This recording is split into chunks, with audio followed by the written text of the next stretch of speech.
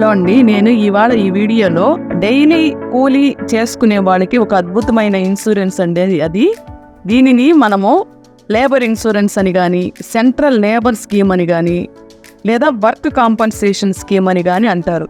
మామూలుగా మనకి organised sectors ఉంటాయి, అన్ఆర్గనైజ్డ్ సెక్టార్స్ ఉంటాయి. ఆర్గనైజ్డ్ సెక్టార్స్ అంటే ఏంటి?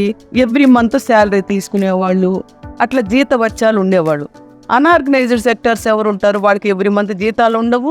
వాళ్ళు ఏ రోజుకు ఆ రోజు వర్క్కి వెళితేనే వాళ్ళకి జీతం అనమాట. వీళ్ళని అన్ఆర్గనైజ్డ్ సెక్టార్స్ అంటారు. సో వీళ్ళకి మంత్లీ శాలరీ అలాంటిది ఏమి ఉండదు అనమాట. మరి వీళ్ళకి ఎట్లా ఇన్సూరెన్స్ కవర్ అవుతుంది?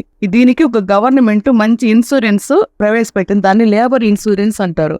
ఈ భవన కార్మికులు వర్క్ ప్లేస్లో ఏదైనా జరగరాని జరిగితే వాళ్ళకి, వాళ్ళ ఫ్యామిలీకి ఏంటి భవిష్యత్తు చెప్పండి? ప్రతి భవన కార్మికుడు ఏం చేయాలి అంటే సంవత్సరానికి 22 రూపాయల చొప్పున 5 సంవత్సరాలకి 110 రూపాయలు ఇన్సూరెన్స్ చేసుకోవాలి. ఈ ఇన్సూరెన్స్ ద్వారా వాళ్ళకి ఆ ప్రమాద స్థాయిని బట్టి, అంటే తక్కువ జరిగిందా ప్రమాదం, ఎక్కువ జరిగిందా, ఎలా జరిగింది, దాని యొక్క స్థాయిని బట్టి 50% అంగవైకల్యం, అంటే 50% కానీ వాళ్ళకి డ్యామేజ్ అయి ఉంటే వాళ్ళ బాడీలో 2.5 lakhs ఇస్తారండి.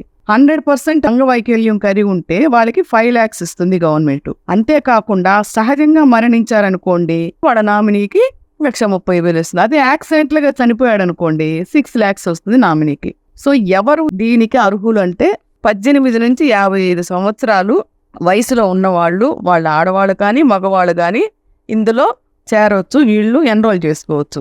దీనికి ఏమేమి ప్రూఫ్ చేసుకోవాలి అంటే, ఏమేమి డాక్యుమెంట్స్ ఇవ్వాలి అంటే, వాళ్ళకి తెల్ల రేషన్ కార్డు ఉండాలి, ఆధార్ కార్డు ఉండాలి, వాళ్ళకి ఒక బ్యాంకులో అకౌంట్ ఉండాలి. సపోజ్ బ్యాంకులో అకౌంట్ లేకపోతే ఓపెన్ చేసుకోవచ్చు, ఆధార్ కార్డు లేకుంటే ఆధార్ కార్డు కూడా తెచ్చుకోవడానికి అవకాశం ఉంది.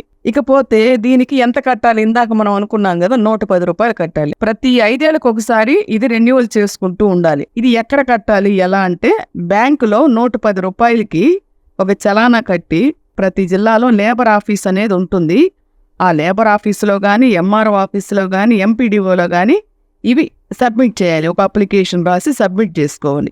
ఎన్రోల్ అయినట్లు మీకు ఒక పాలసీ కూడా వస్తుంది. అంటే మీరు లేబర్ ఇన్సూరెన్స్ లిస్ట్లో ఉన్నారు అన్నట్టు ఒక పాలసీ కూడా ఉంటుంది. దానిని మీరు ఇంట్లో అందరికీ తెలియచేసి జాగ్రత్త చేసుకోవాలి. ప్రమాదం సంభవించినప్పుడు దీనిని ఫలానా ఆఫీసులో సబ్మిట్ చేసుకోవాలని అందరికీ ఇంట్లో చెప్పి పెట్టాలి. ఎందుకంటే కొంతమంది ఏం చెప్పరు, వాళ్ళు జెంట్స్ కానీ లేడీస్ కానీ. ఇట్లాంటి బెనిఫిట్లు మనం పొందాలి అంటే మనం ఇంట్లో కూడా చర్చించుకోవాలి. నేను ఇది చేస్తున్నాను, నాకు ఫ్యూచర్లో ఏదన్నా జరిగినప్పుడు ఈ పేపర్లు ఫలానా దగ్గర ఇవ్వండి అని చెప్పుకోనుంటే వీళ్ళకి ఆ బెనిఫిట్లు వస్తాయన్నమాట. ఇంకా ఈ లేబర్ ఇన్సూరెన్స్లో సూపర్ బెనిఫిట్ ఏంటంటే క్యాష్ బ్యాక్ బెనిఫిట్.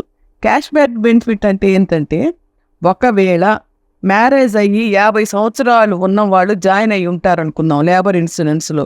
వాళ్ళకి సపోజ్ 2 అమ్మాయిలు ఉంటారు అనుకుందాం. వాళ్ళ పెళ్ళిళ్ళ ఖర్చులకి క్యాష్ 30,000 ఇస్తారండి. ఒక్కొక్కళ్ళకి ఒక్కొక్క 30,000 ఇస్తారు. పెళ్ళిళ్ళు అయిన తర్వాత వాళ్ళకి డెలివరీస్ ఉంటాయి కదా, ఆ డెలివరీస్కి కూడా 30,000 లెక్కన ఇస్తారు. ఇదంతా ఎలా ఇస్తారు? వాళ్ళ ప్రూఫ్స్ పెట్టాలి. ఇవన్నీ సబ్మిట్ చేసినట్టయితే వాళ్ళకి క్యాష్ బ్యాక్ వస్తుంది, వాళ్ళ అకౌంట్లో పడుతుంది. నేను చెప్పా కదా ఇందాకనే, అకౌంట్ ఉండాలని అకౌంట్లో పడుతుంది. ఇదంతా ఎప్పుడు జరుగుతుంది? ఇన్సూరెన్స్లో జాయిన్ అయి ఉంటేనే. అది ముఖ్యం అనమాట. ఎంత ఉపయోగం చూడండి. ఈ విషయాన్ని ప్రతి ఒక్కరికి షేర్ చేయండి. వెంటనే మీ లేబర్ ఆఫీసర్ని కానీ కలిసి అప్డేట్ చేసుకుంటూ ఉండాలి. సో ఇదండి ఈ వీడియో మీకు నచ్చినట్లయితే లైక్ చేయండి, షేర్ చేయండి, సబ్స్క్రైబ్ చేయండి. తెలియని వాళ్ళకి తెలియచేయండి. Thank you for watching video.